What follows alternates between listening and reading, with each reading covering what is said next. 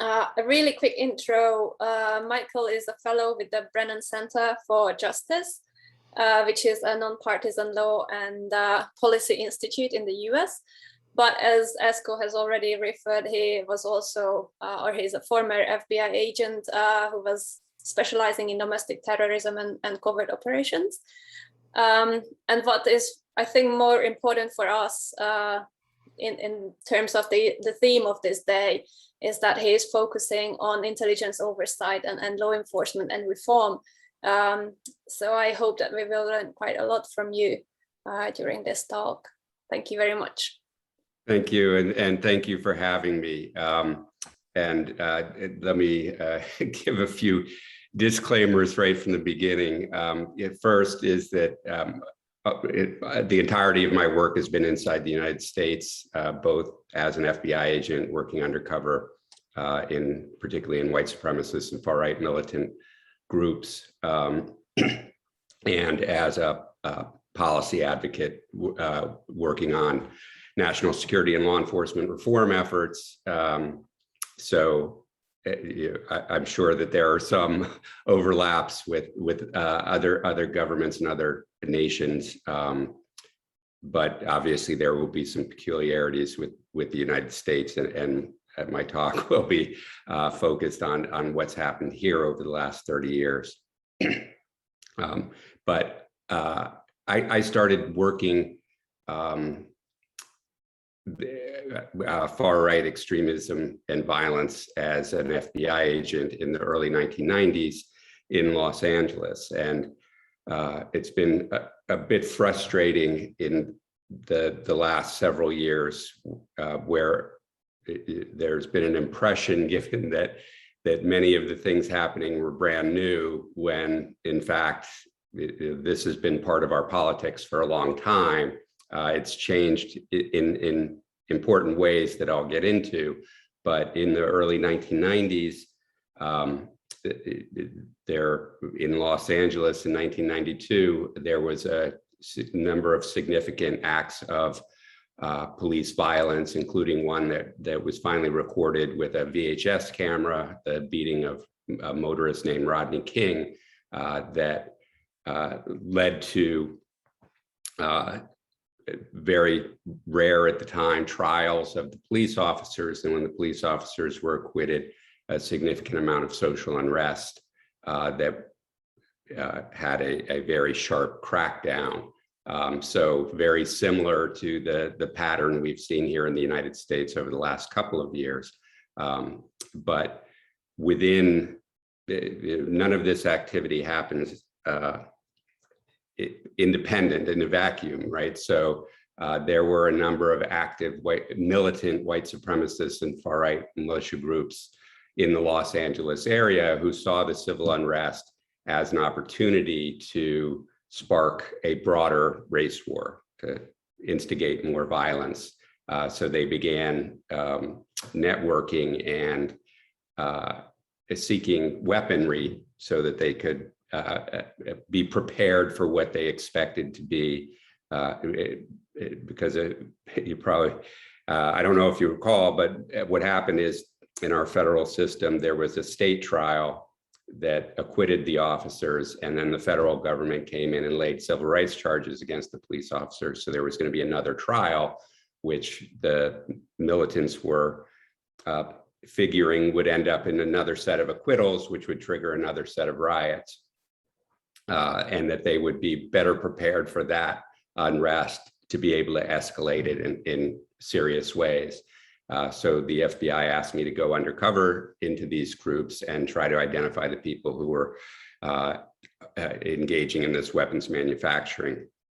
And I ended up spending 14 months in neo-Nazi and white supremacist groups across the country. And I was just a couple of years out of law school. Prior to that assignment, had worked high-level savings and loan fraud cases, so didn't really have a background for that kind of work, other than that I was very young looking and had blonde hair and blue eyes. And that was basically my qualifications for going and working undercover with Nazis. But fortunately, they had a number of people who were very happy to train me and to help me understand the movement. And basically, I just presented myself as somebody who was recruitable and allowed them to recruit me. But what I noticed right away is that the way both the FBI and the media and our society in general viewed these white supremacist groups was not what they actually were. And much of the research that I read trying to prepare for this assignment wasn't what I was seeing on a daily basis. And it was kind of frustrating as an agent, not just that to know that the FBI didn't really have a lot of intelligence about what was really going on within these militant groups and within the broader movement, because everywhere I went, somebody handed me literature, and reading that literature, which I was doing just so I could participate in these discussions that they were having, was really the education, was really understanding that this was not as it was presented as this fringe extremist activity, that these are people on the fringe of our society who are antisocial and full of hatred and spite and act out spontaneously. That although those people were definitely there, that the movement was actually a little more organized than that, and more sophisticated and more deeply tied to mainstream society. And looking at the world through their eyes painted a very different picture about the origins of the United States and the persistence of white supremacy as an animating feature of our society. And the way they looked at our world, rather than seeing, as Martin Luther King did, the arc of time bending towards justice, they saw a system that systematically privileged white people and legally privileged them for hundreds of years, that was then briefly interrupted by the civil rights movement.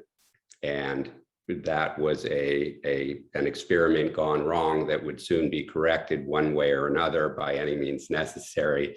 And they saw themselves as the violent vanguard that was going to spark the conflict that would allow a white supremacist government to come back into power. And looking at the world that way, especially as an FBI agent, made me understand that a lot of our legal structures are built on a foundation of white supremacy and far-right militancy, and a lot of far-right politics in the United States. And that goes back to the Southern strategy of the Nixon administration, which this idea that the Republican Party could appeal to racist groups through dog whistles by showing up in certain places, by using certain language, and letting those groups know that this was their party so that they would support the group. And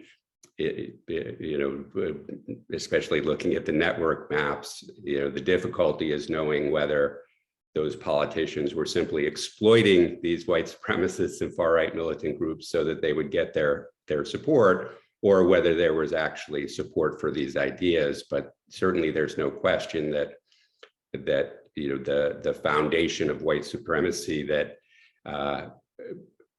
our country system lays on is still reflected in law and policy, whether it's our immigration policies, whether it's our criminal justice policies. Those policies are still intact, and the way all governments use their police forces is to entrench that power. So particularly after 9/11, at that point, I had already worked not just that one terrorism case that was resulted in successful prosecutions, the identification of some previous bombings and some other planned violent crimes. I then went undercover after the Oklahoma City bombing in the United States.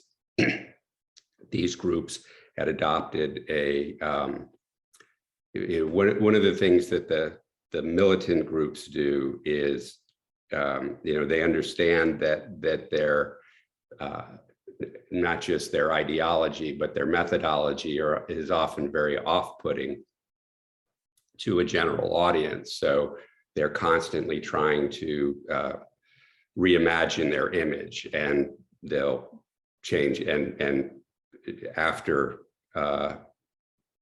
my first case, you didn't see a lot of groups openly calling themselves neo-Nazis. You started seeing this notion of far-right militias, and that these were groups that were patriots, and these were groups that were there as an auxiliary force for the government, that they weren't anti-government as much as they were there to fill the gaps where the government wasn't doing its job, whether that was in immigration, where a lot of these groups fashioned themselves as border militias that would go down and try to augment the legal authorities, or whether they presented themselves as sort of emergency responders in some kind of crisis, or as vigilantes involved in assisting law enforcement.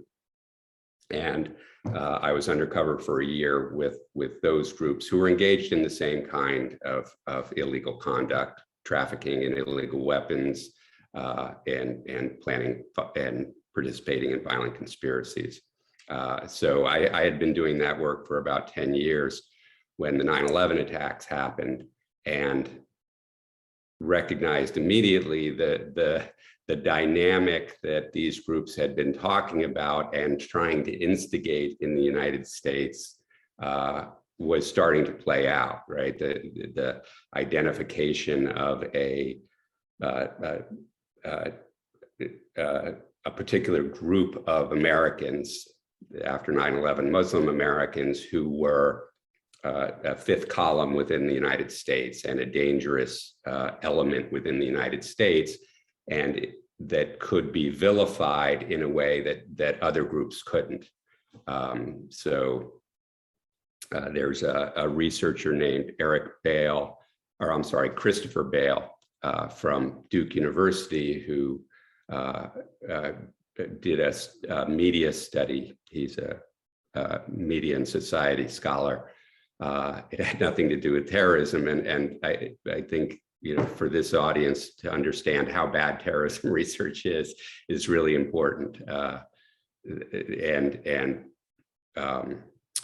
The people who are doing the best work on terrorism studies are not people who do terrorism studies, but rather people who do other kinds of studies about governments, studies about politics, studies about criminologists, sociologists, because terrorism studies are mostly funded by the government, and even the word terrorism is pejorative in a way that governments exploit to justify their policies. So, two groups can engage in the exact same conduct, and the government will call one a terrorist and not the other, is how they manage their power within that society. So because terrorism is generally considered a crime against the government, governments are the biggest funder of terrorism research. So they want terrorism research to follow patterns that will justify their chosen policies. So for instance, this term radicalization has become very common in terrorism research.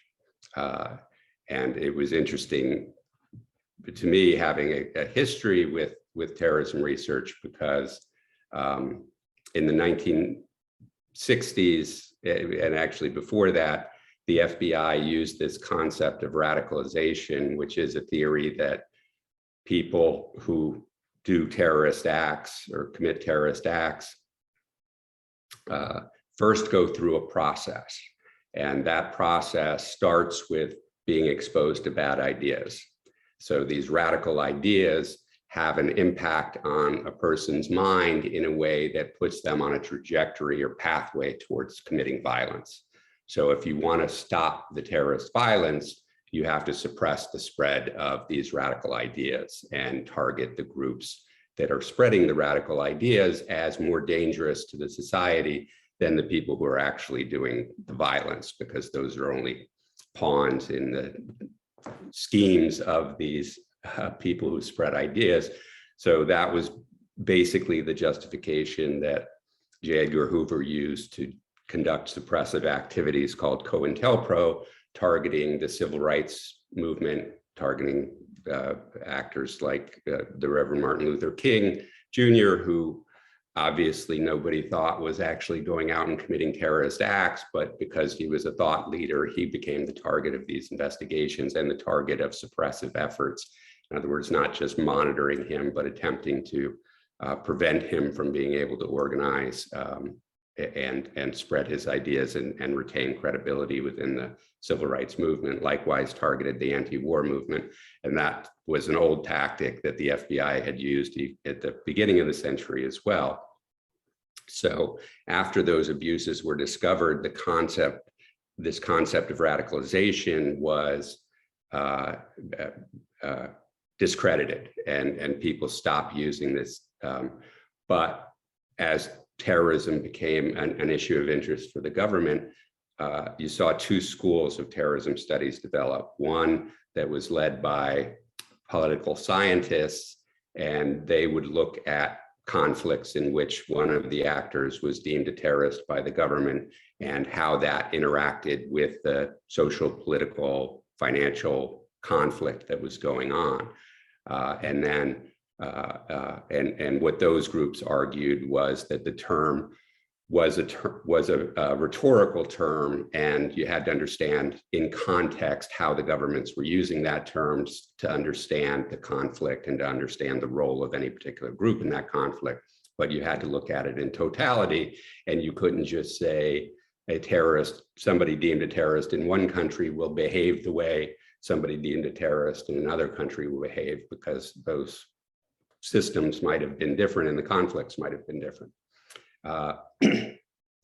As you can imagine, the governments didn't really like that theory very much because it portrays the government as an instigator in some of the conflict. So it would require reform to government policy, where there was a different school that was better funded, that was made up mostly of psychologists and psychiatrists who believed anyone who could commit the kind of horrendous acts that we call terrorism must have basically a screw loose, and there must be some mental defect.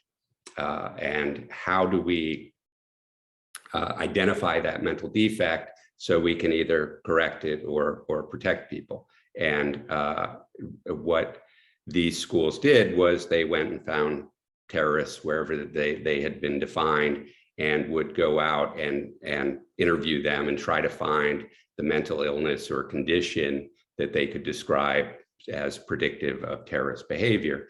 But after decades of that research, by the mid-90s, there was pretty much a consensus that there was no mental defect, that this was rational behavior in a conflict situation in which people were making decisions that outside of that context might look irrational, but in fact, there was no mental defect among this community that could be identified.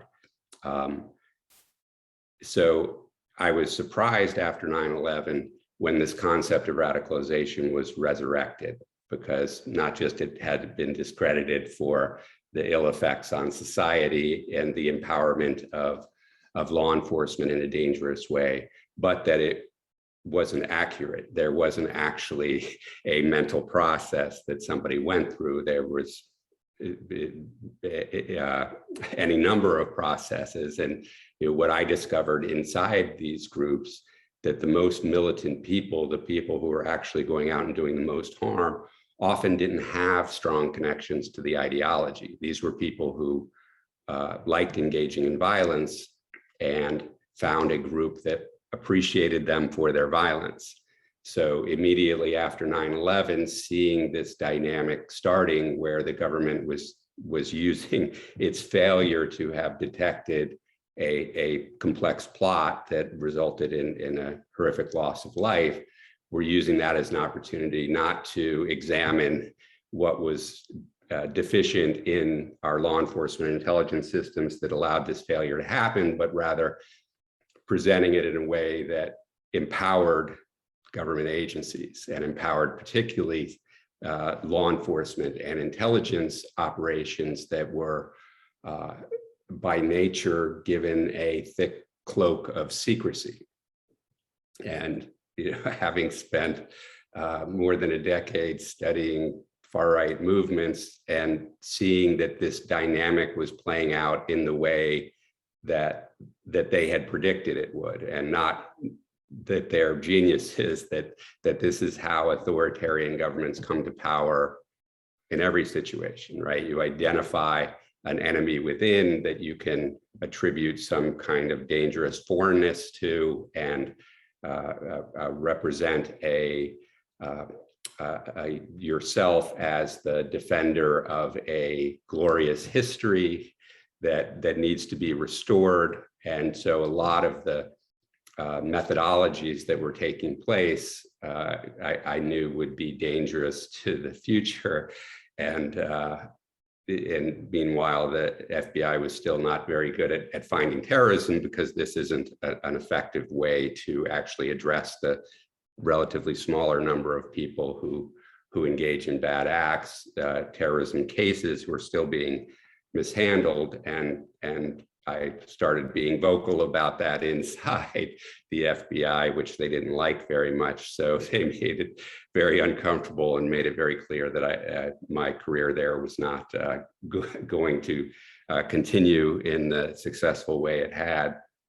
So I resigned and joined the ACLU, which is a civil liberties organization in the United States, so that I could work with Congress and policymakers to try to help them understand how this dynamic was dangerous to our democracy. So this idea that we have now is that this was one presidency that kind of went off the rails, I think mistakes the situation. And really the only thing different is what had been uncomfortable and what we call dog whistle communications to these groups became very overt. And the thinking before that was, if you make these communications overt, it would undermine your the public trust in a way that would be dangerous to your political future.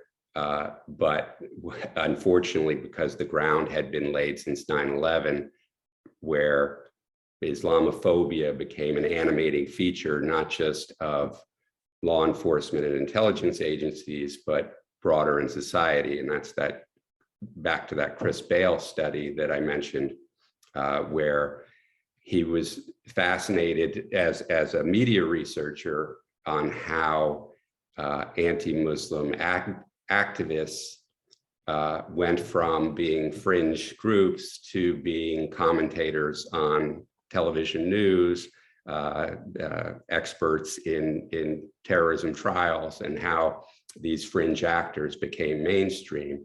And he studied, a fascinating study. He took press releases from groups that advocated around Muslim issues, both pro and against, and used anti-plagiarism software to identify what press releases got picked up in the media. And what he found was that messages of fear and anger were what got picked up. So these anti-Muslim groups that were pushing Muslim and Arab Americans as a threat to society were elevated in the media, which gave them more mainstream prominence, which made them government experts in terrorism trials and preferred scholars of terrorism research. And that mainstreaming of this fringe was occurring throughout our society. And as an ACLU advocate, we obtained through the Freedom of Information Act much of the training material that the FBI and Department of Homeland Security was using that was explicitly anti-Muslim. And this demonization of the Muslim community in the United States was dangerous in two ways. One, because where the white supremacist and far-right militia groups had tried to present themselves in the 90s as more aligned with the government, this actually gave them an avenue to interact directly with government actors, and particularly in the anti-Muslim advocacy community, but even more so at the border, where the nativism that was triggered in the United States after 9/11, this idea that we didn't need to build walls and protect ourselves from these foreign threats. They were able to go down to the border and participate not just in anti-immigration advocacy, but actual militant operations nominally in shoulder to shoulder with the Border Patrol and other law enforcement and military. So this mingling of these groups created a situation where we're sitting today, where there is a significant involvement of our law enforcement and our military with these groups, and particularly with the public violence these groups have been increasingly engaging in.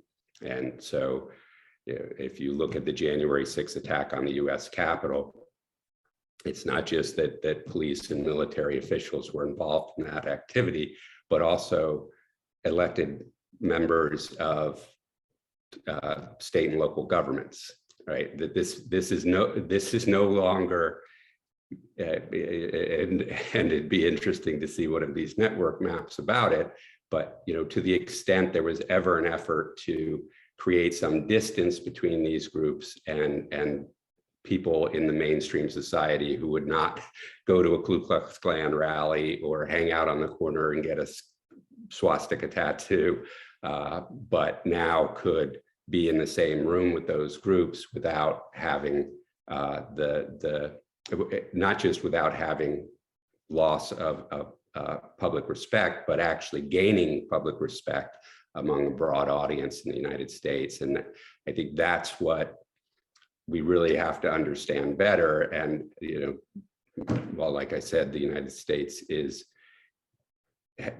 a unique history in this regard. It's not very different from what's happening in other countries and what's happened in every nation that began to turn towards authoritarianism. And unfortunately, the way the way authoritarianism works is by starting it is by discrediting the institutions that are supposed to protect our democracy. And so giving the FBI or other intelligence agencies these broad powers in secret creates room for conspiracy theories, right? When something does or doesn't happen, it's easy in the vacuum of information to develop narratives about what's really going on. So, a good example was the FBI's investigation of some campaign surrogates for the President Trump campaign that involved some significant missteps that were portrayed as a rogue agency targeting the Trump campaign for political reasons, when later studies showed no, it's that particular secretive law enforcement process is ripe with error because it doesn't get oversight, right? As I put it to members of Congress, we all have a room in our house that is particularly messy, and when guests come over, rather than digging into that room, we just make sure that that door stays shut while the guests are clear, right? But that doesn't help the room get clearer, and that's what we did with our law enforcement intelligence agencies. We shut the door so there doesn't really an opportunity to clean them up. So anytime somebody looks in that room it's a mess, but that mess is not particularly designed in any kind of pattern, right? It's just like any other human behavior. If somebody's not looking over your shoulder, you're not being very careful on all the things you're doing. But that could be portrayed in a way that discredited the FBI in the eyes of these groups, so that they could push this narrative that the institutions are corrupted. You can't trust the institutions of democracy. You have to put your faith in a strong leader who has your interests in mind and will protect you. So again, none of this is genius. And unfortunately, we continue, and the government continues treating far right and white supremacist militancy as this fringe activity, rather than understanding how it's marbled throughout our society, and really starting to try to tackle that. And unfortunately, at this point, there's a significant population and political movement that is exploiting that in a way that gives them power. And I know that part of the effort with this conference was to give civil servants some idea of how they can resist this. And I wish I had better answers. I've been trying to resist it for 20 years now, and the pendulum is still swinging in the wrong direction. So I do have concerns, but I think understanding the dynamic is really the critical part, and understanding that this isn't some fringe activity, that empowering law enforcement and giving the intelligence agencies more authority and a broader portfolio will help. That the idea is we have to hold all government agencies to response and have enough transparency so that we're not giving room to conspiracy theorists to develop narratives about who's really in power, and then use that as justification for targeting a political group or any element within our society. So I know that's a lot, but I wanted to make sure that I would leave plenty of time for questions. Yeah, the first thing that actually I'm now wondering about is, like, you were inside the FBI and trying to influence, as an insider. But I'm wondering, because I'm not involved in any of those. So as a citizen, or possibly as a government employee, what were the, if somebody as a government employee would have noticed, what are the signs that meant, okay, this is definitely not going in the right direction now? So this isn't based on research, but rather my own experience. One of the tactics that government leaders use to retain this or start to develop this kind of power is a demand for unity. Mm-hmm. And that unity involves not just 100% acceptance of a particular leader, but that the refusal to brook any dissent, and that dissent was seen as disloyalty. And so that dynamic, I think, is extremely dangerous, because of course when you're suppressing dissent, bad ideas are allowed to move further down the train track without resistance. And unfortunately, in the United States, and I'm sure in governments around the world, whistleblower protection laws are not particularly strong. And it's easy for any agency to alienate, target, render ineffective anybody who is dissenting. And particularly when you have law enforcement or intelligence agency that does enjoy this cloak of secrecy, that activity can be very direct. I mean, one of the things that I was somewhat shocked by, because there were nominal protections for FBI employees, whistleblowers. There were rules that protect them. Was how brazen the retaliation was, that there was no attempt to hide it. There was no attempt to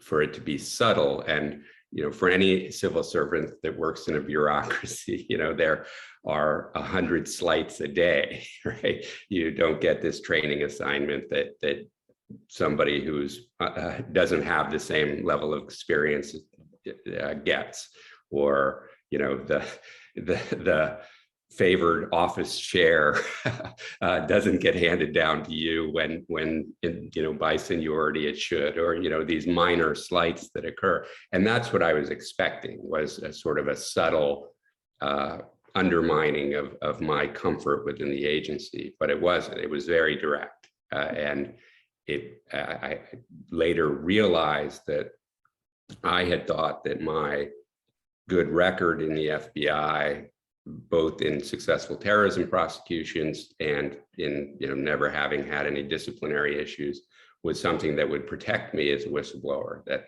people wouldn't be able to say, oh, he's always been in trouble, he's just a malcontent. But it was the opposite. It made me a more attractive target, because I was well known in the FBI because I had traveled around to different offices doing undercover work. So it made an attractive target for them, because anybody else who is thinking of publicly, or not even publicly, just internally dissenting against policy, would look at that example of, here's somebody who had a successful career who the agency sees as expendable if they express dissent. Mm-hmm. So really important to work on developing effective whistleblower protections to make sure that employees have a comfort level to report misconduct within the agency, and an avenue to make that public. I mean, government transparency, I think, is the biggest protector against this type of activity, because if the information is public, it's both, you can correct any errors as they develop, and it's much harder for somebody trying to gain authoritarian power to mischaracterize events in a way that justify their power. Esko? There was a question in the chat as well. It's rather concrete. Whether there are extreme groups on the left in the USA, such as the Weathermen of the 70s. So that's a great question, and they are, and those are true extremist groups, right? Those are groups that there really isn't a far left establishment in this country, right? We don't have socialist political parties except very minor groups that don't really have any influence in our government. So, in the lexicon that's used, those are extremists, right? They are fringe actors on the edge of our society, and at times they get violent. But the level of violence that they perpetrate is minuscule in comparison with far-right militancy and white supremacist militancy. And of course, their influence on our society and our democracy is minuscule in comparison. But unfortunately, law enforcement exaggerates the threat from those groups as justification for its authority. And in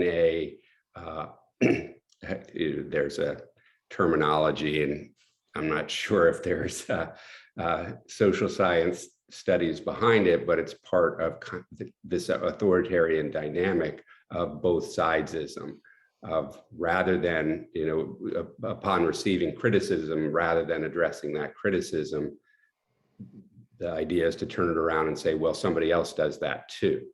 and therefore the talk becomes who's worst rather than actually addressing the misconduct that's originally risen up. So it's an effective foil, and one that was wielded very successfully by the Trump administration, where, for a nation whose proudest international moment was its participation in ending fascism in Europe, or fighting fascism in Europe during World War II, that the administration was able to demonize anti-fascists and explicitly try to designate anti-fascism as terrorism, I think reflects how far we've come down that road, that was even a possibility, right? That you could identify anti-fascism as a threat to our society when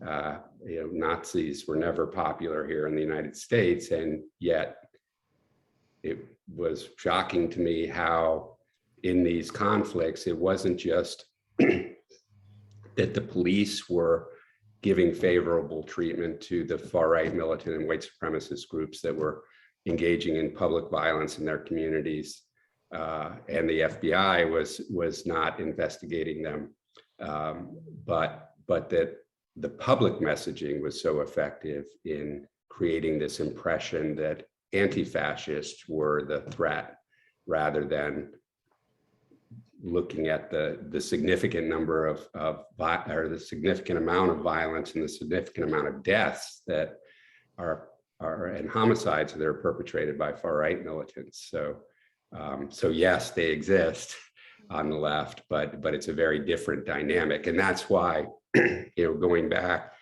the way the political scientists would talk about these conflicts was more appropriate, right? It's not that, oh, this group did a bombing and that group torched an SUV, so these are two similar things. That we have to understand the dynamic in the society on which group has power and how that power is wielded. Shall I ask my question now? Sure.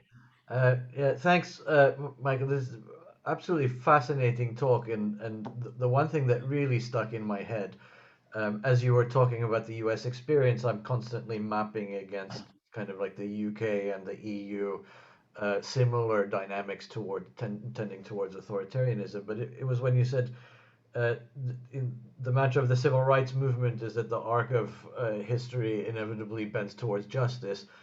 And then from the right-wing communities you were involved with, they just thought that civil rights movement was some kind of like anomaly or aberration in the course of it. It'll get corrected soon, which made me think about particularly the UK situation. Like if you look back in history, it's the class society, the entitled aristocracy, and things. And now some of the dynamics we're seeing played out, they really are explained by people who just feel that they're entitled to certain things, which are a set of rules for themselves and making money off of what have you. That's my comment, but my question is, and we've seen this from many of the speakers today who are more on the activist thing, it's the question of, it takes bravery, right, to call these things out, to given your situation, another person might have said, well, I've been told to keep my mouth shut if I know it's good for me and my career's more important, so none of this comes out. And Carol Cadwallader is in personal, legal, and financial jeopardy for the work she's done exposing Cambridge Analytica.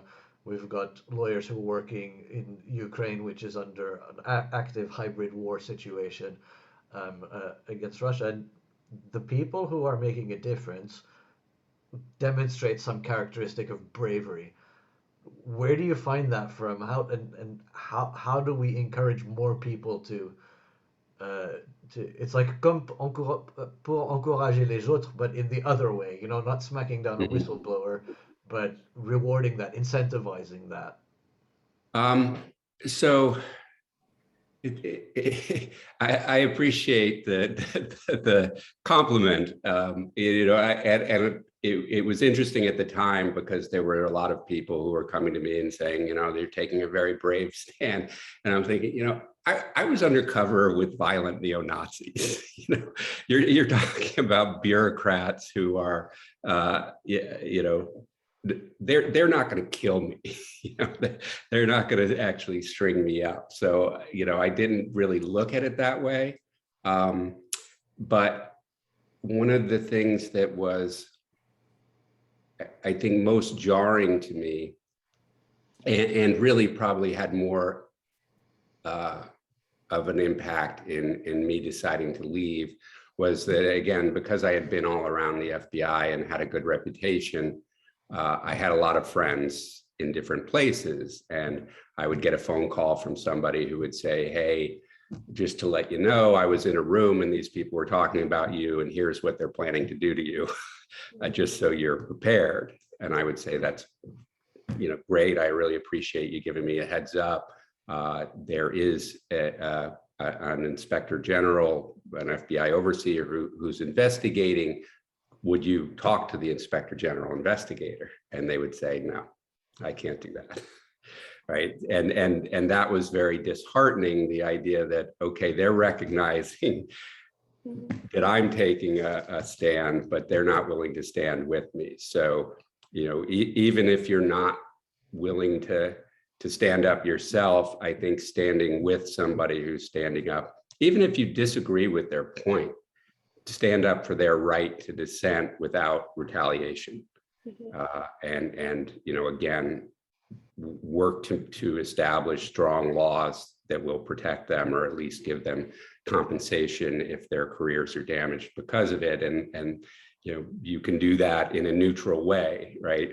Advocating for strong whistleblower protections, strong due process requirements before any disciplinary action can be taken is an effective way to create a system that protects them. And likewise with the transparency rules, making sure that even when it's exposing some kind of error that your agency participated in, it's a lot better to have that error exposed and weather the criticism so that the institution itself is improved over time, rather than helping bury that information for the short-term benefit of protecting the institution, knowing that it's actually very caustic and will in the long run damage the institution, because further errors will get buried as well. Yeah, and this also came up in other discussions during the day, that how much is it a personal thing or a communal thing, that the action, right? Why are whistleblowers only like individuals? Why is it not a collective that stands up together? Yeah, so I don't know, just a thought that it's been coming back today. Right, and like I said, there's not really a very strong, there's this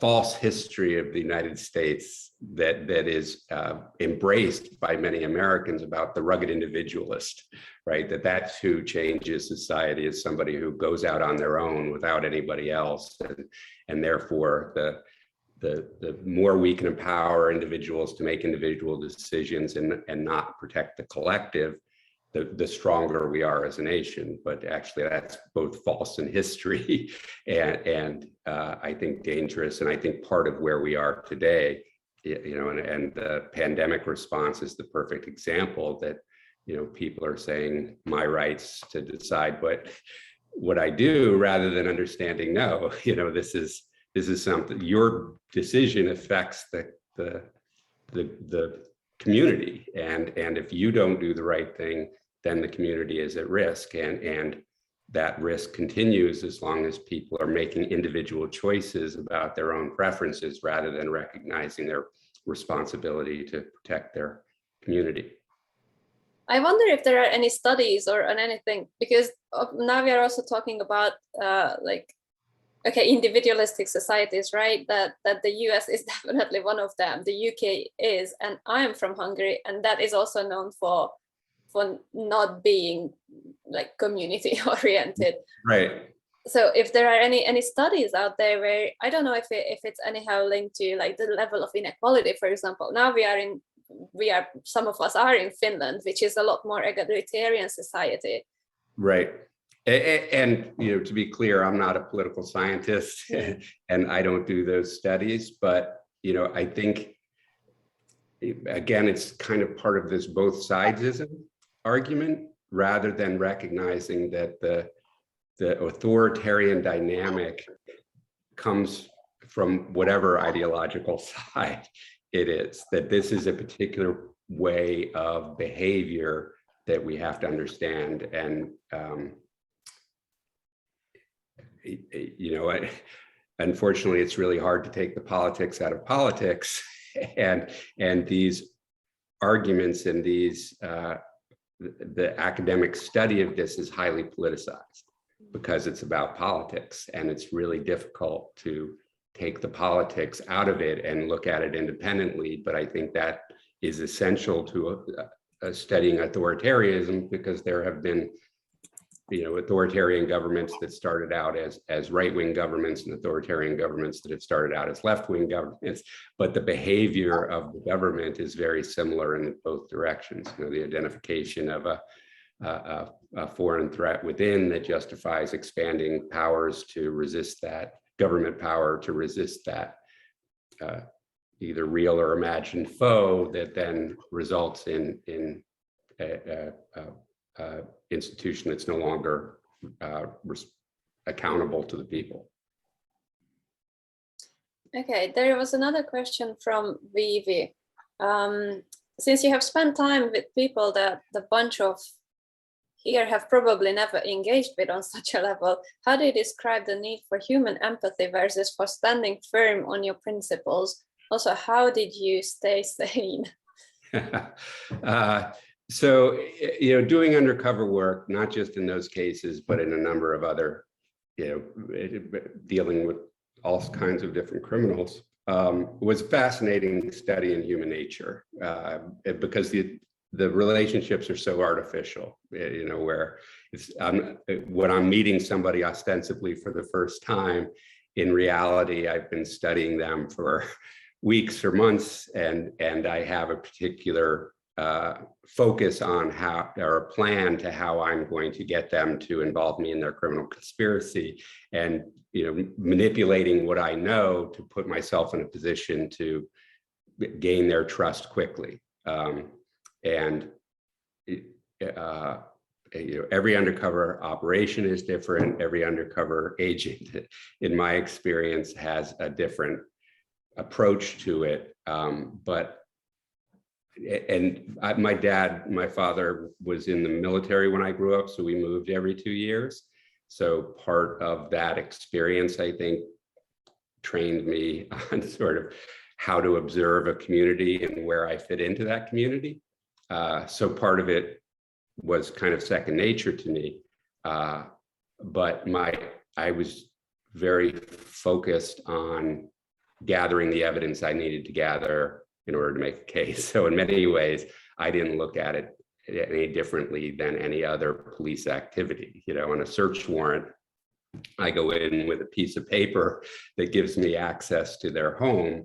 And at times you have to sit with them and talk with them. And I was always, my personality didn't change. I tried to be polite. I tried to be friendly, even though I was trying to find evidence they were committing bad acts. It didn't require me to be hostile to them or disrespectful of their humanity. And it was kind of the same thing. And, part of, I think, what I learned and what made me start thinking differently about these groups is that they are human beings. These are not crazed radicals who are just spouting nonsense, that they did have a philosophy, they did have an ideology. Some of them are religiously inspired theology, but they also had families. They also had the same sort of human worries that the rest of us have. So, recognizing that, they're human beings, and, some of them were easy to like, even though my job was to collect evidence against them. Many of them were not easy to like, but, again, my job was to instead of going in with a search warrant, a piece of paper that gave me access to the information, I was going in with just my personality to try to get them to engage with me. So, as I used to tell myself in those situations where there were people who were hard to like, is, they have a mother and their mother loves them. I have to look at them through their mother's eyes and try to put aside my own views about them. But it was very focused work. I was wearing a recorder the whole time, so it was not.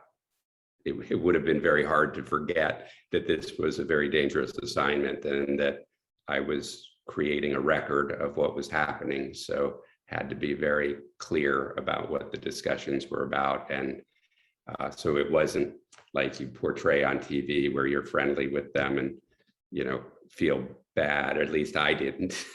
They were people who were committing serious crimes and putting people in danger. And my job was to befriend them as a means to gather evidence to protect the public.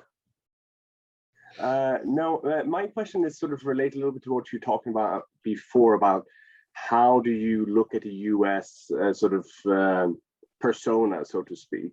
And I thought about, what if you take it a step further back? So not looking about how politics, but rather the nature of the American culture of individualism. Because me as a foreigner, I find it very fascinating, the I win, you lose mentality that come into almost any engagement, and how that shapes negotiations, and even how early on hate is introduced. Not necessarily hate in the way you would think, but sort of hate of Ohio if you live in Michigan, or hate of this school or that school. How would you, so because you're clearly in touch with the people in the sense of like the person, the human being, and I also used to have a long career at the UN, so for me it was always that even the people you hate have human rights.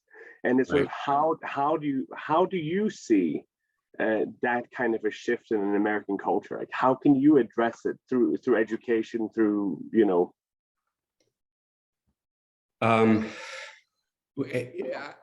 I think you address it through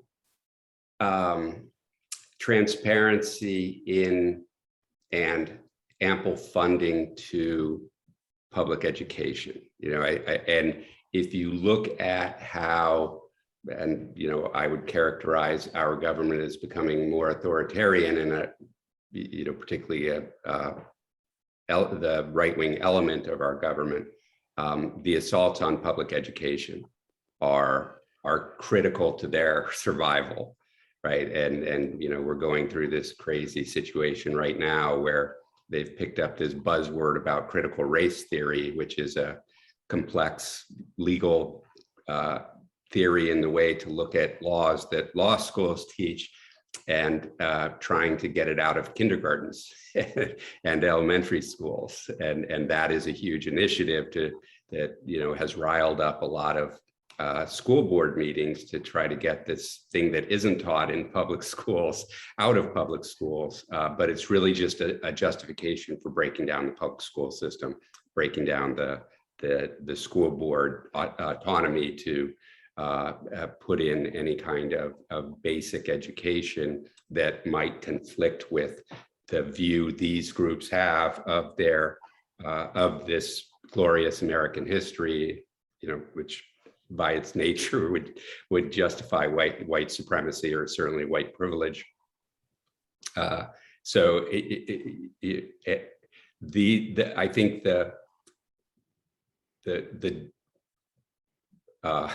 the dangerous elements that are taking hold right now could only come in a society that's already sick.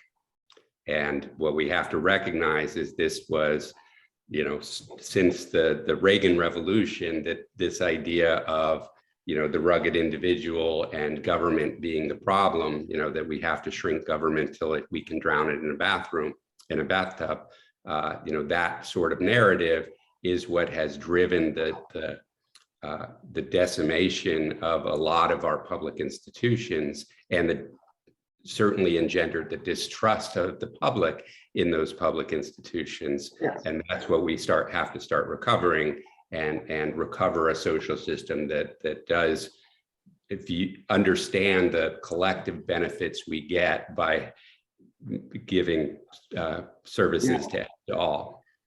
But public education is the huge part of that. Thank you so much, Mike. Well, I'll let Dora wrap up this version, and then I'll say like 10 seconds of words for closing remarks so we get set up for tomorrow.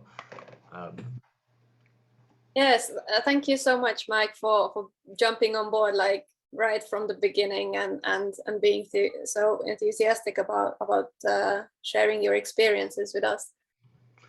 Well, thank you very much for having me. And I know that my talks can often be quite depressing, but I'm counting on all of you and thankful for your interest in trying to understand how to resist these problems. And most importantly, how can I want to read your books now. What's the best way? And like, I can get them on Amazon, but what's the best way to get you most of the money for that? Like,